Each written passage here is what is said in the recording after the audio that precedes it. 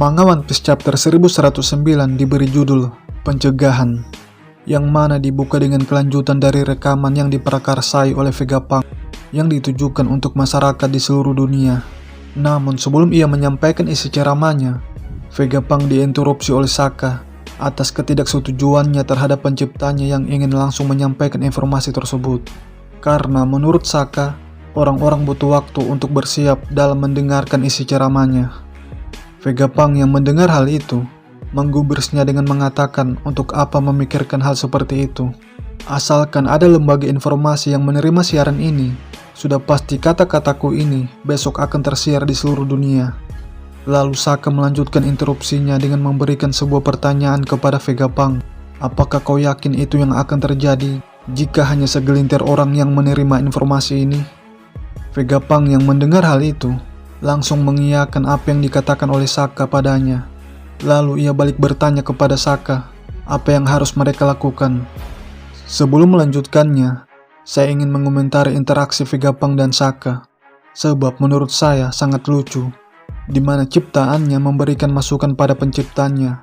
Padahal otak di kepalanya Saka merupakan otak dari Vegapunk itu sendiri, yang seakan-akan ciptanya lebih pandai dari sang penciptanya. Mungkinkah ini efek dari pembagian otak yang dilakukan oleh Vegapunk? Dengan kata lain, kecerdasannya berkurang akibat efek operasi pembagian otak tersebut. Entahlah kalau masalah ini. Oke, kalau begitu, lebih baik kita kembali ke percakapan antara Vegapunk dan Saka. Yang menurut Saka, kita harus mensabotase gelombang komunikasi dari angkatan laut, lalu menyiarkannya dengan kekuatan penuh. Dan untuk mencakup semua kalangan masyarakat, khususnya masyarakat yang menggunakan denden musik visual, Vegapunk dan Saka memberikan tenggang waktu untuk mempersiapkannya, yang tadinya 1 jam menjadi 10 menit, demi mencegah pihak-pihak yang akan memutus saluran rekaman ini. Pasukan angkatan laut yang mendengar rekaman itu seketika langsung panik dibuatnya, yang mana mereka mencoba untuk memutuskan saluran rekamannya. Namun hal itu tidak bisa mereka lakukan, karena pusat rekamannya berada di Labo Pes. Sementara itu di Marijoa, para Gorosei yang lain bertanya-tanya kepada Saturn apa yang sebenarnya terjadi pada Vegapunk. Lalu Saturn menjawabnya dengan mengatakan, Kizaru sudah membunuh Vegapunk, seperti apa yang dilihatnya sendiri dengan kedua bola matanya. Kemudian Gorosei Nusjuro menyimpulkan bahwa Vegapunk telah mengatur semuanya, di mana ketika ia mati, maka pesan ini akan aktif. Dan menurut Gorosei Jupiter, rekamannya bersumber dari Labo Pes, yang saat ini tempat itu dikelilingi oleh perisai pelindung. Dan setelah mendengar rekaman tersebut, negara-negara di belahan dunia bereaksi atas apa yang ingin dikatakan oleh Vegapunk. Terlebih lagi, mereka diberi kesempatan waktu untuk mempersiapkan denden musik visual selama 10 menit. Dimulai dari negara Dressrosa, yang memperlihatkan antusias masyarakat dalam mendengar pesan Vegapunk tersebut. Dan dari semua masyarakat yang terlihat, kita bisa melihat anggota kerajaan Dressrosa, seperti Rebecca dengan ayahnya.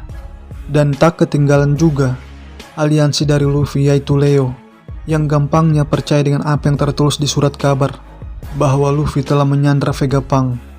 Rebecca yang mengetahui kepolosan Leo, langsung menasihatinya, bahwa jangan percaya dengan berita buruk tentang Luffy yang tertulis di koran.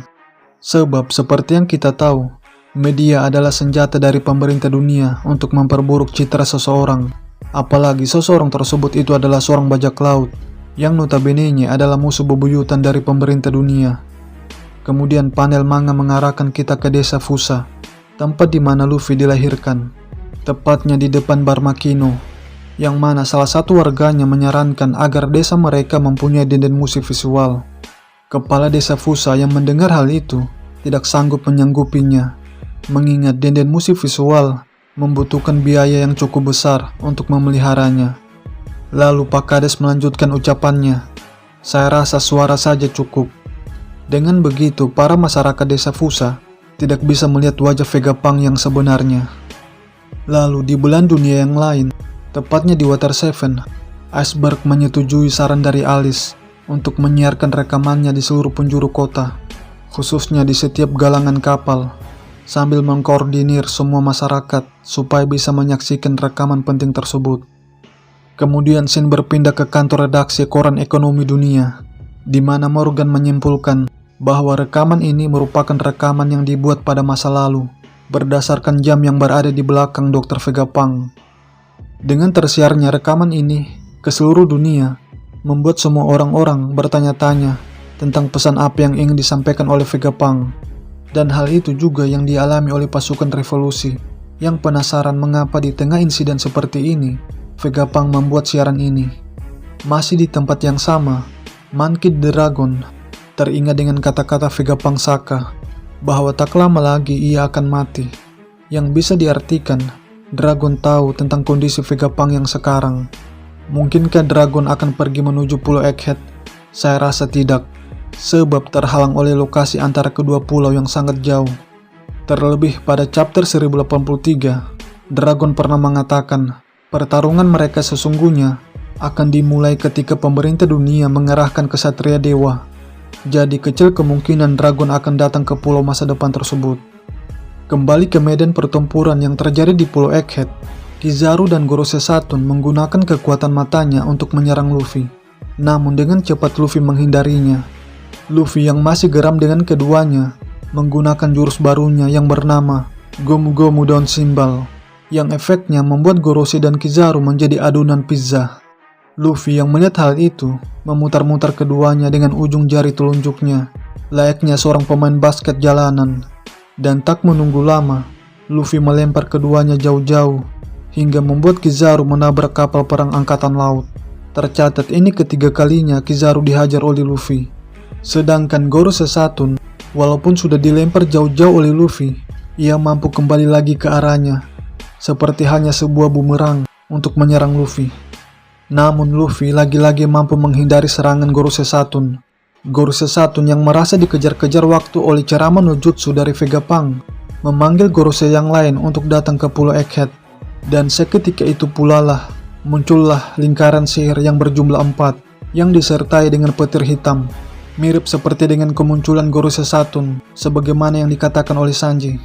Dengan munculnya Gorosei Satoon yang lain di hadapan Luffy, maka hal ini menyiratkan bahwa Gorosei Satoon tidak mampu menangani Luffy sendiri.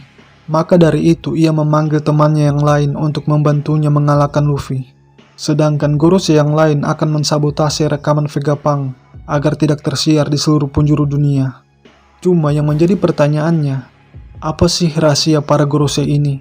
Sampai-sampai Luffy terheran-heran dengan ketahanan tubuh dari Gorosei Satoon, yang tampaknya baik-baik saja setelah menerima serangannya. Sebenarnya ada beberapa teori yang berkaitan dengan hal ini. Akan tetapi dari sekian teori tersebut, menurutku yang paling masuk akal yaitu ada kemungkinan para Gorosei ini manusia yang telah abadi akibat efek dari pengguna kekuatan buah iblis OP-OP sebelum Law.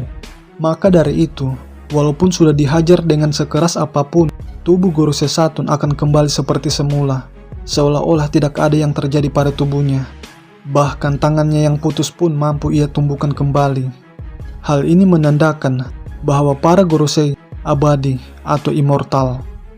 Jadi kunci untuk mengalahkan mereka ada pada Law, yang merupakan pengguna buah iblis OP-OP yang sekarang. Demikianlah review One Piece chapter terbaru pada kesempatan kali ini. Lebih dan kurangnya mohon dimaafkan.